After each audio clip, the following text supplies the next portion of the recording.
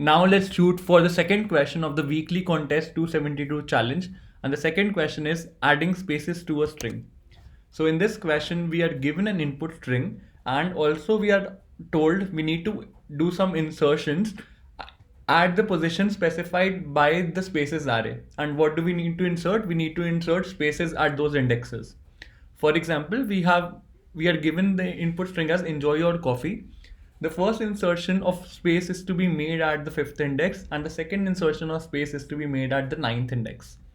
The updated string would be enjoy space your space coffee.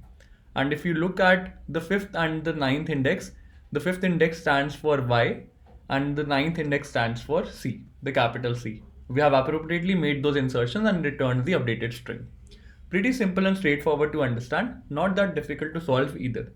So let's quickly walk through the presentation that I have created for this, and I'll be talking about the solution there. Let me just start the slideshow. Add spaces to a string LeetCode 2109. It's an medium level question on LeetCode. However, I'll rate this question in easy category. So let's take the same example that was specified in the question. The string is given to us as LeetCode helps me learn. And the insertions are to be made at three indexes 8, 13 and 15. So let's highlight those in the input string. The first one is H, the second one is M, the third one is L, learn. So let's get started. And now comes the question, what would be the size of the output string? The size of the output string would be equal to the size of the input string plus the number of spaces that are to be inserted. So what we can do, we can create a character array and the size of the character array would be equal to the size of these two, s.length plus spaces.length, because we are making insertions of how many spaces, it is given by the length of the spaces array. And now the question reduces to building this character array appropriately. So I'll be using three pointers, one for iterating over the input string, one for iterating over the spaces array, and one for building the final output string. Let's take three variables for this purpose. Let's take I for iterating over the spaces array, J for iterating over the input array, input S array, and K for building the final output string. So what do we need to do? We look out for the first element in the spaces array, and the first element is in spaces array is 8. So till the time the jth pointer doesn't reach the spaces index, ith, the value at the ith index, that is 8, we need to simply copy paste all the elements from the input string to the output string. So let's take the pointer j for this, and till the time the first index is not met, which is the 8th index, we need to simply copy paste all the elements down in our output string.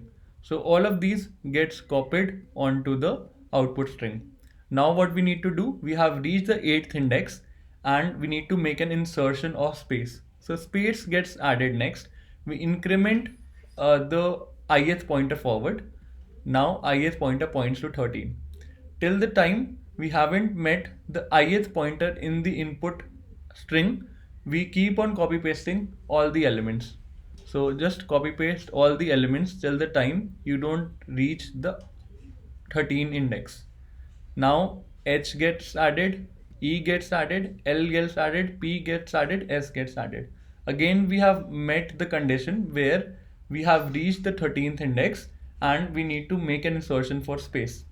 So a space gets inserted, and again we will do the same thing till the time we don't reach 15. We have incremented the pointer of I for the next iteration. Till the time we don't see 15, we simply copy paste all the elements back into the output array. So M gets added, E gets added, and at 15 what do we need to do? We need to make an insertion for space. Space gets added, and now we in the end we simply need to add all the remaining elements into the output string. So L gets added, E gets added, A gets added, R gets added, N gets added. In this way, using the three pointers, we have successfully built our output string. Let's quickly walk through the coding section. I'll exactly follow the same steps as I have talked here. So let's talk about the coding part. Here I have defined the output character array for storing the result, and the size of this array is equal to the length of the input string plus the spaces length that is given to us. I have created 3 pointers I, j and k, one for iterating over spaces signified by I, other one for iterating over the input array, and the third one for building our answer. So till the time my I is less than spaces dot length and j is less than length, safety checks, I extract the insertion index. Insertion index for a space would be equal to spaces at the ith index. Copy all the characters till the time you don't reach the space insertion index. So we are just blindly copy pasting all the elements from the input array using the j pointer into the output array using the k pointer, and with each iteration we increment both the pointers k and j. Once we are done with this, we make a space insertion, increment the k pointer for the next iteration, and increment the ith pointer for the next iteration of I.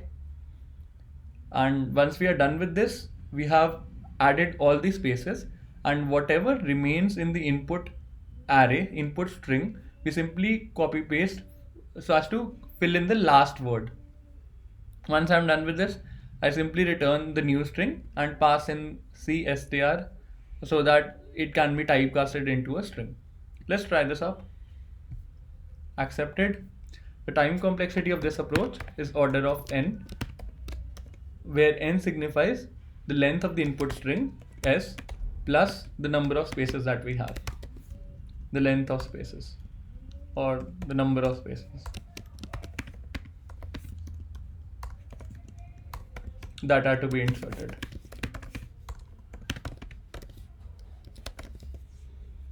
The space complexity is also the same because we are using an extra space to build the answer, and it will be exactly the same as the time complexity. This brings me to the end of today's session. I hope you enjoyed it. If you did, please don't forget to like, share and subscribe to the channel. Thanks for viewing it. Have a great day ahead and stay tuned for more updates from Coding Decoded. I'll see you tomorrow with another fresh question.